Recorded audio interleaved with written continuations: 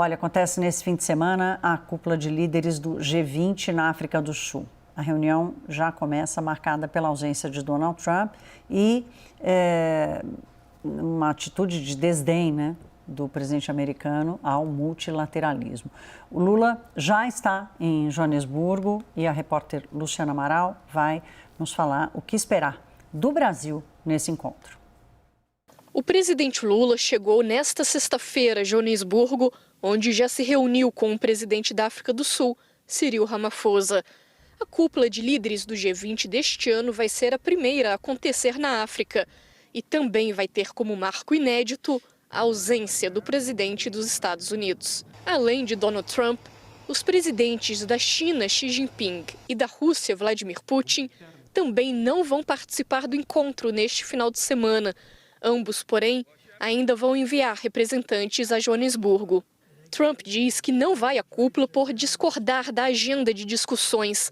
Presidindo o G20, a África do Sul quer priorizar conversas sobre as mudanças climáticas, exploração de minerais críticos e a dívida externa de países em desenvolvimento. Ramaphosa tem no G20 o mesmo desafio que o Lula enfrenta na COP30 em Belém: defender o multilateralismo em meio ao afastamento dos Estados Unidos de fóruns globais de discussões. Os países que compõem o grupo representam 85% do PIB global, 75% do comércio internacional e cerca de 2/3 da população mundial.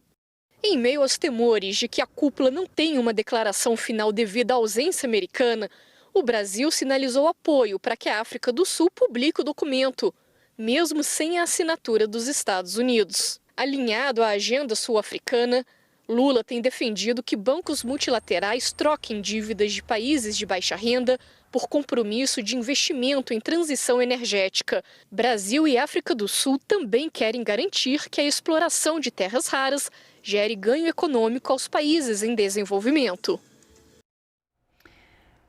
Vitélio, é o começo do fim do G20, não? Ou esse fim já começou há algum tempo?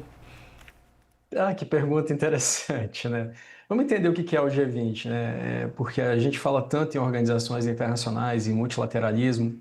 O G20 é um fórum informal, ele foi criado lá no final da década de 1990, início dos anos 2000, justamente para dar voz a países que na época eram menos industrializados, que então G7, G8, quando a Rússia fazia parte. Ele não é um fórum que tem uma sede, um estatuto, aquilo que as organizações internacionais reconhecidas pelo direito internacional têm. Então, ele é um encontro, muitas das reuniões proveitosas são feitas à parte, são reuniões laterais. O Brasil teve uma com a África do Sul, e não é esperado, Thaís, que haja muitos avanços, especialmente nesse encontro, como vocês falavam há pouco com o Cláudio, né? Vocês falavam do encontro que está havendo no Brasil, na COP30, mas também não é esperado no G20, porque os grandes atores da geopolítica hoje não estarão presentes, sobretudo os Estados Unidos. Tem uma apuração da Reuters de que o Trump disse para o Ramaphosa, da África do Sul, para não fazer uma declaração final, porque os Estados Unidos não assinarão. E as declarações finais do G20 têm que ser feitas por consenso, Thaís. A pergunta é retórica, claro, né, pela informalidade do grupo, né, como você lembrou, mas o grupo tem um poder representativo, né, Vitélio, que perdurou aí desde que foi criado em 2009 com uma força, né, quase como um organismo internacional. Jussara, qual é o papel que Lula espera exercer nesse encontro? O presidente Lula viajou, claro, para tentar ali, de alguma forma, se colocar ao lado de Cyril Ramaphosa e em defesa dessa declaração conjunta. Embora, como disse aqui o Brussolini, precisa de um consenso para ter essa declaração. Mas a questão é que o presidente da África do Sul, ele defende que tenha algum tipo de manifestação, apesar da não assinatura dos Estados Unidos. Então, o presidente Lula, até aqui, tem defendido que tem, assim, alguma manifestação, em conjunto do G20. Mas, claro, o presidente, ele foi para a África do Sul, fez questão de participar, porque tem pautas ali importantes que ele vai defender. Uma delas, por exemplo, é a questão da desigualdade social, um tema que foi abordado no G20 do Brasil no ano passado. E aí é o seguinte, né? A questão é que a chamada Troika, ela não está completa nesse G20 na África do Sul. O Brasil sediou o G20 no ano passado, agora é a África do Sul e o próximo seria o próprio Estados Unidos, que não participa dessa edição. Então, é uma edição bastante complexa, sem saber exatamente qual vai ser o resultado disso. Claro, ameaçando, de fato, o futuro, colocando pelo menos em dúvida o futuro do G20, desse multilateralismo e mais, com Donald Trump, que o próximo país a receber, não estando presente. Então, daí todas essas dúvidas, mas o presidente Lula foi disposto a reafirmar, fazer a defesa do G20, dessa participação e das pautas que ele tem alinhado com o presidente da África do Sul. Jussara, lembrando do G20 aqui no Brasil, em que veio o presidente dos Estados Unidos, Joe Biden, veio o Xi Jinping também veio, quer dizer, ele conseguiu até Javier Milei, né, que trocava farpas agudas com Lula, apareceu. Lorival, ironicamente ou tragicamente, Trump assume o G20 para o ano que vem? A ironia e a tragédia às vezes andam juntas, né? Eu acho que é válido de qualquer maneira que as cúpulas continuem acontecendo. O mundo não pode parar à espera de uma nova eleição nos Estados Unidos, que só vai acontecer daqui a 3 anos. E que pode ter um resultado de continuidade dessa pauta do Trump, na figura de um J.D. Vance, por exemplo. Então, acho que existem ideias importantes, como essa que o presidente Lula levou, de trocar a dívida dos países em desenvolvimento pela adoção pela transição energética nesses países. Então, eles destinariam os recursos que eles, em vez de pagar a sua dívida, eles investiriam em fontes renováveis de energia. Isso seria um serviço que eles estariam prestando para o mundo, para o planeta, e seria uma forma, então, de um tipo de financiamento climático, né? Já que o financiamento climático encontra barreiras políticas muito sérias. A própria União Europeia, que, como nós dissemos no segmento anterior, está tracionando em favor de colocar o combustível fóssil na declaração final, ela própria também está resistindo a colocar mais dinheiro no financiamento climático. Então, acho que essas saídas são criativas, têm de ser discutidas, é interessante, quem sabe, mesmo que não seja adotado, porque formalmente pelo G20, porque afinal os Estados Unidos não vão aceitar, mas se os outros 19 países, por exemplo, se comprometem com fórmulas como essa, é extremamente positivo. E também tem o efeito político de isolar os Estados Unidos, né? Uma parte da elite americana, eu disse uma parte da elite americana, não estou dizendo que o americano médio vai se emocionar com a cúpula do G20, mas isso pode estar em algumas discussões dentro da elite americana, tipo, olha aí, o mundo inteiro se esforçando, né, para encontrar soluções para os problemas do mundo e nós aqui isolados. Vitálio, as lideranças europeias têm capacidade de se manter como uma espécie de uma goma, uma cola, para manter esse espírito de continuidade dos debates e da busca por solução e consenso entre os países, mesmo sem os Estados Unidos? Thaís, bom, nesse momento a Europa se preocupa em não ficar de fora da discussão da paz na Ucrânia, sobre o que nós vamos falar daqui a pouco. Então, a Europa se preocupa com perda de protagonismo, investe maciçamente na sua indústria de defesa, justamente porque se vê isolada, se vê abandonada pelos Estados Unidos, a despeito do Tratado de Segurança Coletiva da OTAN.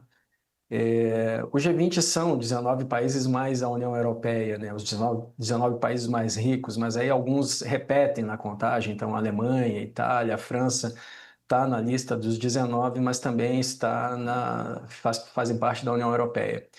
De qualquer forma, teve um argumento do Lorival que faz muito sentido e dá para associar com a COP30, né? Porque o Gavin Newsom, o governador da Califórnia, que é o estado mais rico dos Estados Unidos, se fosse um país, seria o quarto país mais rico do mundo, esteve na COP30 levantando a bandeira da sustentabilidade. Inclusive usou a COP30 como palco para bater no Trump e nas políticas do Trump. Então, é possível, sim, que haja uma comoção de parte do eleitorado dos Estados Unidos de que o mundo esteja discutindo temas tão relevantes para o futuro da humanidade e que os Estados Unidos, nesse momento, reiterem uma visão negacionista do Trump que ele já tinha apresentado no primeiro mandato, Thaís. Jussara, para a gente fechar, o Lula deixa o Brasil no momento em que a COP está terminando sem acordo e está indo para esse G20 que, com todos os esforços nobres que o Lorival e o Vitélio estão trazendo aqui, vive um momento de enfraquecimento, de posicionamento global, né? Isso enfraquece Lula? Ele está com medo de se enfraquecer em função de um acordo que não venha tanto da COP30 quanto do G20? Thaís, não sei dizer se ele acha isso, de fato, que essas posições podem enfraquecê-lo, mas, de fato, ele pode passar a ser visto como um interlocutor menos capaz ou menos influente nessas questões, de todos esses debates. Uma COP que aqui no Brasil que está seguindo ali sem um acordo, para um G20 que vai ser sem uma declaração final de consenso e, enfim, o presidente Lula, quando ele volta ao Palácio do Planalto, um dos objetivos dele justamente é se colocar como uma liderança e quase como um porta-voz do Sul Global. Então, isso é um ponto que acaba ficando em xeque com esses dois desfechos que você citou, Thaís. Agora, Jussara, só para fechar com você, aproveitando que você está só nesse segmento, como é que você percebe a movimentação do Itamaraty, quer dizer, o posicionamento do Lula? Porque ao mesmo tempo que tem esse lado que enfraquece, tem, por exemplo, o que o governo chama de conquista da queda das tarifas dos Estados Unidos. Enfim, o Lula, de alguma forma, se equilibra na cena externa. Exatamente, isso é um ponto para chamar a atenção, porque no G20, o presidente Lula, ele vai se colocar ao lado de Cyril Ramaphosa, já teve uma bilateral com ele e vai, inclusive, contra os interesses de Donald Trump. O que a gente escuta aqui na diplomacia brasileira e no Palácio do Planalto? Que, embora o presidente Lula e o Brasil estejam avançando em negociações com os Estados Unidos, com Donald Trump, não significa que ele vai adotar uma postura subserviente. A gente trouxe, né, desde ontem, a informação de que os Estados Unidos retiraram parte das taxas de 40% a alguns produtos brasileiros, mas o Brasil sabe que precisa avançar mais. Por outro lado, Thaís, qual que é a perspectiva aqui de dentro da diplomacia brasileira? É que o presidente Lula, ele adotou uma postura na negociação com Trump quase de se colocar ali, não num enfrentamento. Ele tanto que demorou para ter o primeiro encontro entre Donald Trump e o presidente Lula. Então, há um discurso dentro do governo brasileiro, e é isso que a gente precisa dizer que é um discurso do governo brasileiro, de que o presidente Lula se coloca numa postura mais de igual para igual com Trump. E, por isso, deixa o presidente também à vontade, por exemplo, de discordar de Trump, por exemplo, no G20, apesar de estar em plena negociação sobre as tarifas e as sanções às autoridades brasileiras. Thaís. Lorival, para a gente fechar, temos 2 minutinhos menos aqui. O presidente Lula quer ser essa voz, né? E ele está tentando ter esse posicionamento mundialmente na América do Sul, mas especialmente no chamado Sul Global. Esse conceito do Sul Global perde nesse enfraquecimento aí da governança desses grupos multilaterais? Esse é um projeto que depende dessa ideia de multilateralismo, porque é um poder, é uma projeção de poder que não é inteiramente respaldada pelas fontes tradicionais de poder, que são o poder econômico, o poder militar e o poder tecnológico. É bem verdade, eu disse que não é integralmente, porque esse é um movimento liderado pela China, que dispõe dessas 3 fontes de poder. Mas existe toda uma retórica de que seria um grupo mais horizontal, menos hierárquico.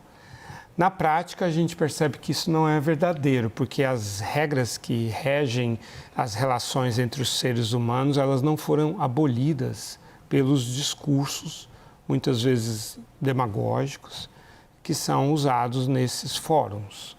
E, no fim das contas, como a gente observou no BRICS, quando a China empurrou goela abaixo do Brasil, da Índia e de outros participantes dos BRICS a entrada daquelas ditaduras todas do Irã, do Egito, né, da Etiópia, dos Emirados Árabes Unidos, a Arábia Saudita só não entrou porque não quis, aquilo tudo era parte do interesse chinês, né? Então, do ponto de vista da retórica, realmente depende, esse arranjo depende de uma aparência de multilateralismo. Mas quando a China ou a Rússia querem, elas vão lá no Conselho de Segurança da ONU e frustram todas as expectativas, porque eles têm poder de veto que os outros não têm.